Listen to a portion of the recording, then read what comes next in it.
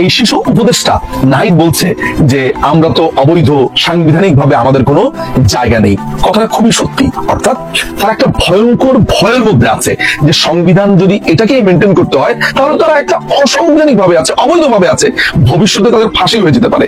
তাই তারা কি বুদ্ধি বার করলো, তারা এটিকে মুক্তিযুদ্ধের একটা প্যারালাল জায়গাতে নিয়ে যাবে। তারা যুক্তি এরকম দিচ্ছে যে মুক্তিযুদ্ধের পরে যদি আপনারা নতুন সংবিধান করে দেশ গড়তে পারেন, তাহলে এটাকে যদি আমরা দ্বিতীয় মুক্তিযুদ্ধ বলে নতুন করে সংবিধান করি তাহলে এটা দ্বিতীয়বার। বুদ্ধির বহর দেখেন।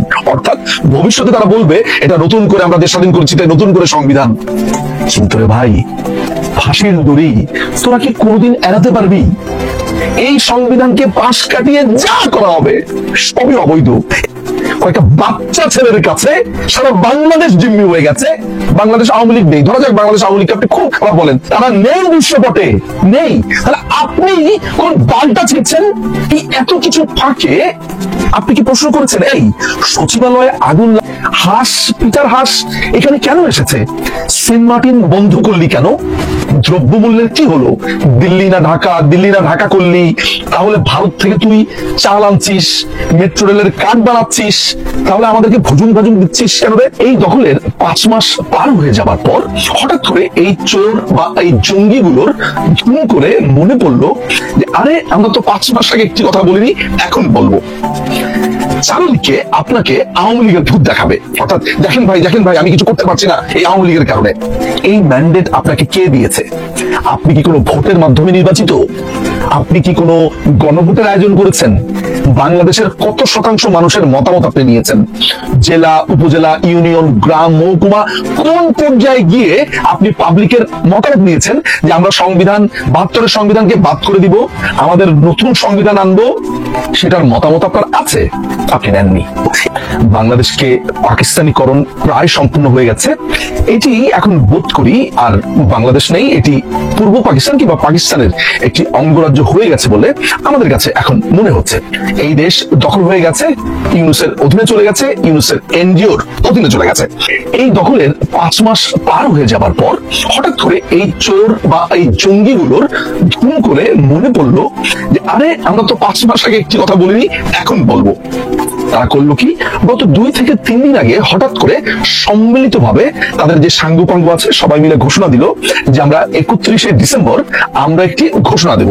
খুব কায়দা করে সেটির নাম দিয়েছে প্রোক্লেমেশন অফ জুলাই রেভলিউশন। তারা জুলাইয়ের ঘোষণাপত্র করবে, নানান ধরনের ঢাক ঢোল বাজিয়ে তারা এটা বললো। 5ই আগস্টের পর থেকে এই গন্ডারগুলো বাংলা কোনো না কোনো ভাবে এরা আপনার সামনে এসে পড়ে। যেমন কোন মানুষ তার মজুরির জন্য আন্দোলন করছে, এরা নাম দিয়ে দিয়েছে গার্মেন্টস লীগ। রিক্সাওয়ালারা ব্যাটারি চালিত রিক্সার জন্য আন্দোলন করছে, নাম দিয়ে দিয়েছে রিক্সা লীগ। আনসাররা তাদের অধিকারের জন্য আন্দোলন করছে, শ্রমিক।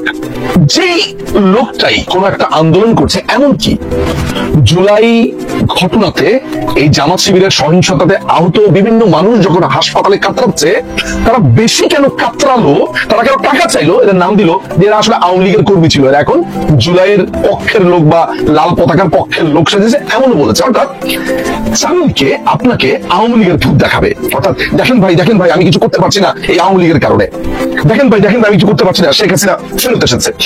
নানান ভাবে আপনাকে আওয়ামী লীগের ভূত দেখাচ্ছে, আওয়ামী লীগের গল্প আপনাকে বলছে, আর তাদের মুখের মধ্যে তো আছেই ফেসিজম, ফেসিস্ট, নানান ধরনের কথাবার্তা।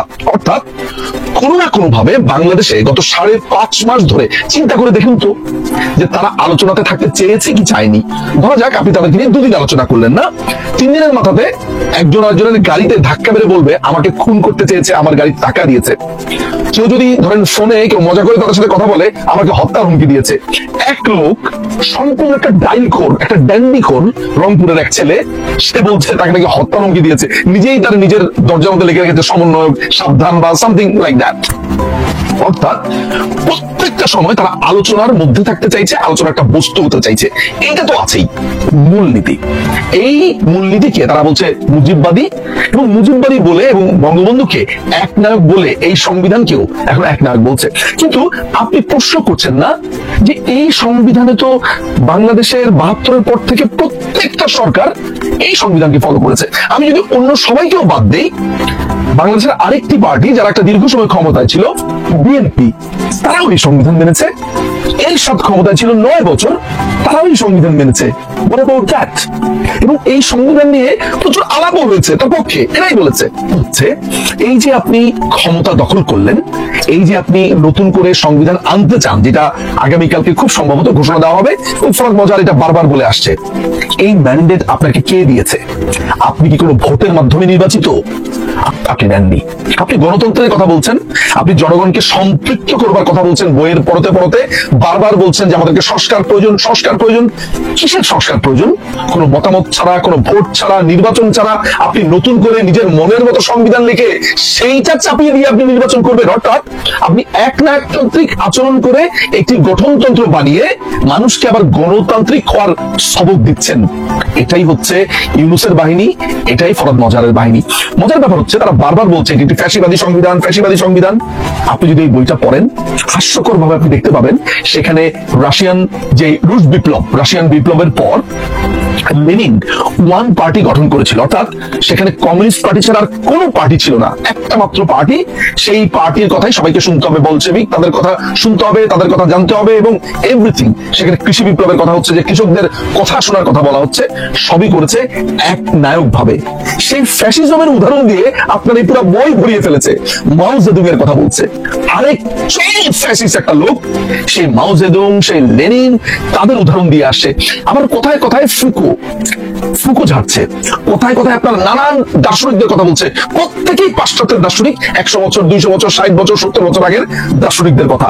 কোথায় কোথায় তার উদাহরণ দিচ্ছে। এই যে বললাম লেনিনের উদাহরণ, যে নিজেই ছিল একটা একনায়ক, আপনাকে একনায়কের উদাহরণ দিয়ে বই লিখছে, সেই থিওরি আবার মানতে বলছে, সেই থিওরি আবার বাংলাদেশে পালন করতে বলছে, আবার নিজেরাই সংবিধান বানিয়ে আবার বলছে যে আমরা আবার জনগণের মতামত নিব, কিন্তু তা হচ্ছে না। এই হচ্ছে এদের পুরো চিন্তাধারা। এখন এই 31 তারিখে তারা যেটা করতে যাচ্ছে, অর্থাৎ সংবিধানকে রদ করা, সংবিধানকে বাতিল করা, কেন? কারণ হলো কিছুদিন আগে তারা চেষ্টা করেছিল যে রাষ্ট্রপতি শাহাবুদ্দিন চুপ্পু সাহেবকে তার পদ থেকে অপসারণ করবে। সাংবিধানিক ভাবে তারা সেটা পারছে না এবং এও জানে যে বাংলাদেশে এখন বর্তমানে প্রধানমন্ত্রী হিসেবে মাননীয় প্রধানমন্ত্রী শেখ হাসিনাই আছেন, কারণ তিনি কোনো রেজিগনেশন দেননি। অর্থাৎ তারা কিন্তু বারবার বলছে, বুঝতে পারছে একটা প্যারালালি বলছে, অর্থাৎ মুক্তিযুদ্ধকে ভুলে যেতে হবে, এটাই হচ্ছে নতুন মুক্তিযুদ্ধ। এই যে বলছে, এই যে তাদের প্রতি অশ্রদ্ধা, বঙ্গবন্ধু কন্যা সবার আগে এই রাজাকারের বাচ্চাদের চিনতে পেরেছিল।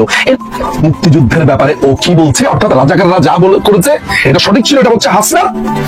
আর ইশরাক বলছে সো কল্ড মুক্তিযোদ্ধা এবং মুক্তিযোদ্ধাদের সে বিচার করতে চায়। এই ছেলেপেলেগুলো এই সহিংসতা করেছে, তারা এখন ক্ষমতাতে। এটা চিনেছে বঙ্গবন্ধু কন্যা, আপনারা চিনতে পারেননি। এখন এই লোকগুলো, অর্থাৎ তাদের দীক্ষাগুরু বলছে গণতন্ত্রের কথা, একে ফ্যাসিস্ট বলছে, তাকে ফ্যাসিস্ট বলছে, চারিদিকে শুধু ফ্যাসিস্ট আর ফ্যাসিস্ট।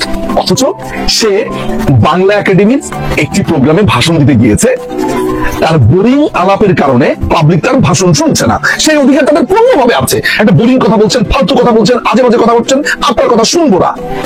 সে ধমক দিয়ে উঠেছে, আমার কথা শুনতে হবে, এই কথা শুনছো না কেন, বের হয়ে যাও। বের হয়ে এসেছে তার এই রুদ্রমূর্তি, অর্থাৎ তার কথা জোর করে হলেও শুনতে হবে।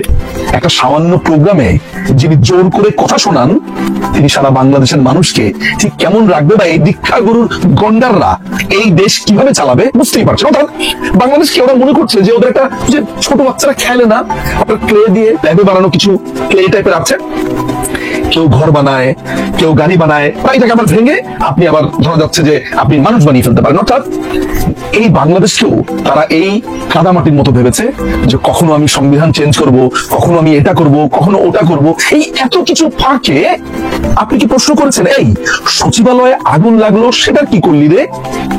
সিসিটিভি ফুটেজ গুলো কোথায় গেল? এটা নিয়ে কথা বলছিস না কেন? ডিপসিতে কি হচ্ছে? পিটার হাস এখানে কেন এসেছে? সেন্ট মার্টিন বন্ধ করলি কেন? দ্রব্যমূল্যের কি হলো? দিল্লি না ঢাকা করলি, তাহলে ভারত থেকে তুই কয়েকটা বাচ্চা ছেলেদের কাছে সারা বাংলাদেশ জিম্মি হয়ে গেছে। বাংলাদেশ আওয়ামী লীগ নেই, ধরা যাক বাংলাদেশ আওয়ামী লীগকে আপনি খুব খারাপ বলেন, তারা নেই বিশ্বপটে, নেই। তাহলে আপনি কোন বালটা ছিঁড়ছেন? আপনি এত বড় বড় কথা বললেন যে আওয়ামী লীগ নাকি মুক্তিযুদ্ধকে তার পকেটে ঢুকিয়েছে, বঙ্গবন্ধুকে সার্বজনীন হতে দেয়নি। তাহলে এই যে মুক্তিযুদ্ধকে সকল মুক্তিযোদ্ধা বলছে, মুক্তিযুদ্ধকে এমনি অপমান করছে, এই সহিংসতার সাথে মুক্তিযুদ্ধকে আপনার তুলনা করছে, 72-এর সংবিধান বাদ দিচ্ছে, আপনি মুখে কোন বাইরটা পড়ে আছেন, কিচ্ছু বলছেন না। অনেকে বলবেন মুখের ভাষা খারাপ করি, আপনাদের জন্য মুখের ভাষা ভালো করি কি করে? এতগুলো মানুষ কোনো প্রতিবাদ করছেন না, কেউ কোনো কথা বলছে না। বিএনপি সেটা বুঝতে পারছে যে তারা নির্বাচনের কথা বলছে বলে তারা চিন্তা করে দেখেছে যে বিএনপিকে আউট করতে হবে এই মার্কেট থেকে, তা না হলে তারা নির্বাচন করে ক্ষমতা নিয়ে চিনাশি করে বসে। বুঝতে পারছেন পুরো ঘটনা কোন দিকে যাচ্ছে, কি হচ্ছে না হচ্ছে? এই 31 তারিখ আর কিছুই না, শুধু নিজেদের ক্ষমতাকে একটা দীর্ঘ সময়ের জন্য বাংলাদেশের বুকে যাতে চেপে বসতে পারে, তাদের উপরে কেউ কথা না বলতে পারে, সেটাই ব্যবস্থা।